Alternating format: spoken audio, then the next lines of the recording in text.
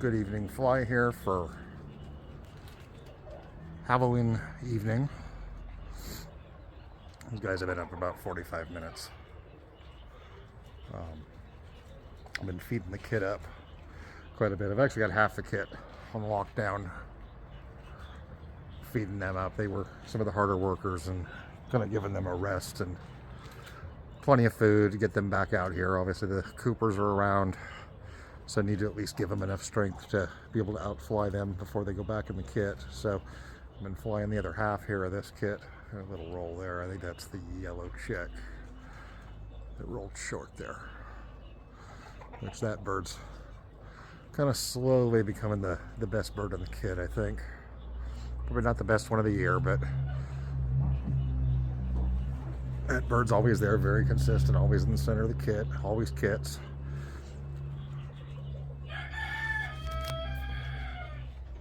Actually pretty close to dusk here. The camera's got really good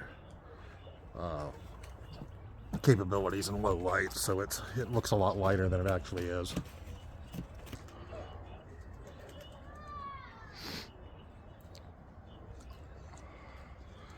And they're about coming down here.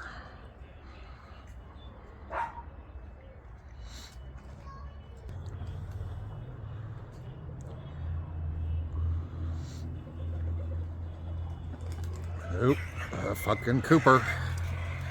See him? Oop, oop, missed that bird, but he tried. There he goes.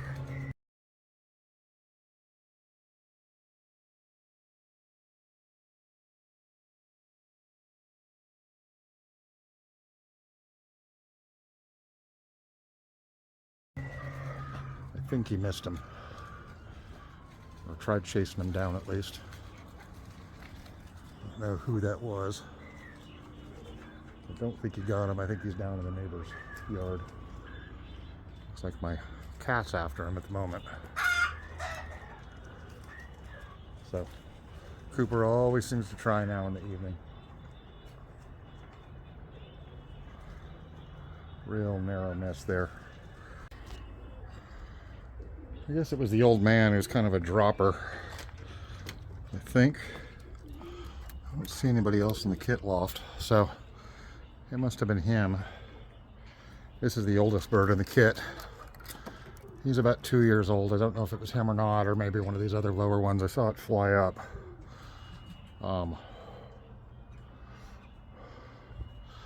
But he's kind of the de facto dropper, I guess is the best way to put it. He is the oldest one. He really doesn't like flying much. He really doesn't roll. Just kind of tumbles. Usually makes a couple laps around the yard and flies around and kind of draws the others down. So I mean, he's actually a pretty good little dropper, so he stays around. But I think it was him that was chased down. I don't see any marks on him, but I think it was him, short of going back and reviewing the video and trying to figure out who it was. So the kit's still up. It's pretty dark out. You can see the moon's pretty heavily, not quite really heavily illuminated right now, but they're probably about, I don't know, 250 feet up.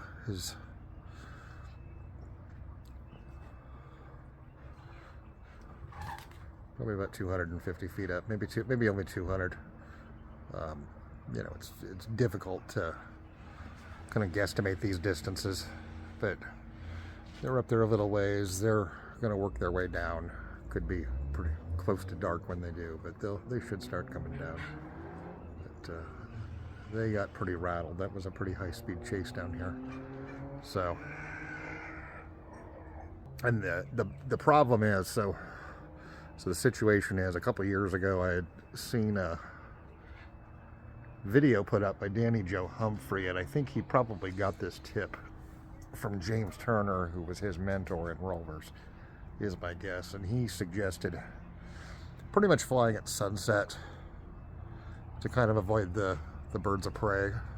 And I have to admit that for a long time it worked. I would go 7 or 8 months without an attack. You know, I would see birds of prey in the area, but I really wouldn't have an attack. Usually in the early part of the year, usually maybe April to June, July, you know, a few months. And pretty much uninterrupted flying. So it does work. To fly them at sunset, it does seem to alleviate a lot of the bird of prey problems. But then one day, this Cooper, who I think is probably the same one that's here, it's a big female, she just kind of happened along one evening. And ever since then, she obviously sits around and waits. And basically waits for the kit to go up. So the flying at sunset actually does work, but the problem is when they finally find you and they figure out what time you're flying, then they start to reappear time after time after time after time again. So I get a lot of these late evening attacks going into dusk, and it's actually it's not dark, but it is very dusk. I mean, this is low enough light. You would, if you were driving your car, you would need to run your headlights and all that to be safe. You know, like I said earlier, the camera is really, really good in low light, so it looks a lot lighter than it actually is to the naked eye. Come on, guys.